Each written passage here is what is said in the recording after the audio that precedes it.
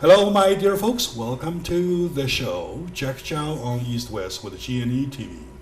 As you can see by the setting, we're talking about something that everybody has an equal say. It is not me, the one who always takes the lead.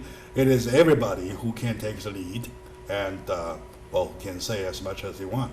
We're talking about a school with a new concept of combining Chinese curriculum with the American curriculum to see if they can create a new system by which they had an experimental school established in Weihai city of Shandong province in China to see as a test the result. Right? The result after 3 years down the road, 3 years so far, has been so positive, right? So the founder and the CEO of such organization, California Sunshine Education Center, Mr. Wei Luo is with us today.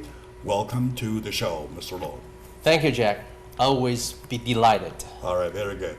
And along with him, I would like to specially introduce a teacher, wonderful teacher, young teacher, Cindy Jiang from Weihai #1 Experimental School of Shandong Province of China. Welcome to you. Thank you. All right, good. And then to our youngest, last time you met with them, I probably tried to recall the names. Aisha, right? Yes. Yishuan, Irene. Irene, Sophia, Frank. Not bad. Right, Very bad, good. right. All right, thank you very much. Normally I'm messing around with names. Right? You did wonderful job. So to all of you, welcome back to the show. Glad to be back. Okay, good. So you know, Mr. Wei Luo, it's been about a week since the last time they were here. We are about to check about what they have seen so far. That's right. As brand new United States. That's right. But before that, we have to introduce our new friend, new guest to the show today.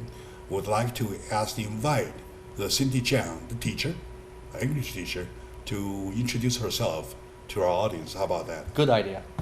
Will you? Now? Cindy, your turn. Right, okay, your Okay. turn. Hello everyone, I'm Cindy Jiang and I'm from Weihai, China. I'm an English teacher, worked in the Sunshine Centers, which is founded by our headmaster Wei Luo. And I've been teaching the English for 1 year. And this time I've come here to America to see what the education in America like. And I learned a lot. Thank you. All right. Okay. That's a very good start. Our And young, so where did intelligent. you learn your English? Where did you learn your English? When I was in university, my major is English. What school did you go? The Chifu Normal University. Oh, Chifu. Yeah. Chifu. Where It's a well-known and oldest, probably. Confucius. Yes, Yeah, that's yes. right. Okay, very good. That's So, where the Chinese wisdom and intelligence originated yeah. from. Yeah. Her English is much better than my English when I first came. I think Thank so. you. It's All right, the same that's to good. my That's case. good. That's good. And okay, now kids, it's about time for you to one more time make your introductions to our audiences by telling your name, who you are, where you're from, and sort of stuff. In case our audience missed the first show, and this is the first time, right? So, starting with you, Aisha, please. Okay, just introduce myself. That's right. Okay. Yeah, you want to introduce me? Go ahead. Yeah, go ahead. Yeah. Okay, my English name is Aisha, and my Chinese name is Ding Siyu. I come from Weihai, China, the Weihai #1 senior high school. I see. Yeah, the traditional Program. program. Yeah, the Traditional program. Yes. All right. And to Irene, please. Hello everyone, I'm Irene from Weihai #1 High School, a beautiful school, and it's very good. And hope we have a good time today. Thanks. Okay. Not bad. Not bad. Nice. And you, Sophia, please. Hello everyone, my name is Sophie and I come from Weihai, which is a beautiful city. I hope you can visit there. Oh, Invitation. I think Yes. the mayor of Weihai should present an yeah, award sure, for sure, Sophia, sure. and Yeah. also Irene too, Ambassador. ambassador Ambassador, okay. and promoter. And Frank, how about you? Please? Yeah, my name is Frank. We come from the same city and the same school. In American, I know a lot of things are different from China, so I think I learned a lot. I see, okay. Speaking of that, we decided to let the kids speak up today to let us know what you have noticed so far, something different or anything different. You may tell a story or tell an encounter. You may introduce somebody that you are interested in. All those past one week, all these days, past 1 week. So who I shall start? I start with you, please. What's your impression about Los Angeles? It's very beautiful. All right. Yeah. That I agree. Yeah, that I Yes. agree. Yeah. Too shiny, too sunny.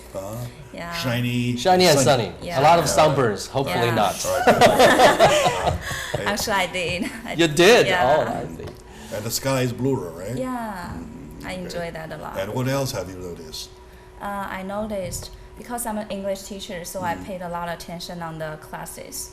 And one class I loved a lot is two teachers combined together. We have an English teacher and a history teacher.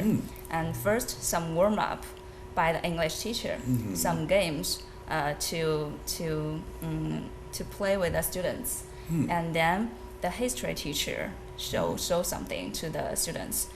I think that's very good because in our English classes we have a lot of reading materials, and our teacher have to do a lot to learn the background of the reading material to explain more to our students. But if we combine it, I think we have to try that when we come back to China. Maybe. Yeah, she's touching the subject right away. Yeah. Right away. Right away, right? That's what you wanted. So, what the teachers are starting by combining English and history, Yeah. and by starting a class with games Yes. that they play to warm it up. To lead out That's a good the way, class. right? Lead out the class, right? That's So, anybody has noticed something which is different than from back in China? in Yes. Yeah. We see the four college of the we have 7 college in Claremont, right? We see the 4 of this. Yeah. And one thing that I pay attention to is that they cite a sign. Every month they read a new book, and every student in the college will read these books, and then they talk talk about the books in the library together, and change these things about these books. This month these books I think The Wonder, yeah. Is talk about the boy. I think it's great. Yes, the American read a lot more books than Chinese people. So I think this is very important reason. Maybe. So you're saying back in China, you students are not encouraged to do your own book reading, or guided book reading, or recommended book list? We already do this in the weekend or in the summer vacations, because in the daily. You know what I thought of? Well, yeah, I think you asked a great question, and as far as educator who knows something about both China and the U.S., I have to honestly tell our guest that in Chinese curriculum there is no book reading list for the students to cover. Yeah. And also, there's no book reading time schedule for them. You're right. Yeah. Right. The last time I learned, they get up at 5:30 in the morning. That's and right. they didn't go home until 10 at That's night. right. Right. That's right. So where is the time to read their book? That's right. Yeah. Suppose there is a list. Yeah, there's a there's also There's if we take a bigger look, if we take a look at the bigger picture of book reading scenario condition in the whole nation, we will find that out of 100 people, there are only about 3 to 4 books read in a year by average. That number in the U.S. it's all some Western countries. Yeah, It's you're about right. You're 10 right. times more You're right. than the average Chinese You're right. people reading.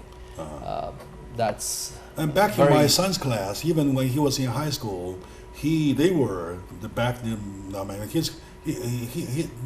I mean, they were scheduled to read at least one book a week, that's right. right? At least one, Yeah, and in the U.S. schools, basically, of no less than 100 pages. that's right. And also in the U.S. schools, the book reading list is indexed by a grade and by number, I see. by its difficulty level. And if you read something that match out your level of the grade, you got like a 2 point. I And see. if you read something more difficult, like about the 3 or 4 by index, you will got double the score. I see. That's how the system's setting up here in the U.S. school. Sure.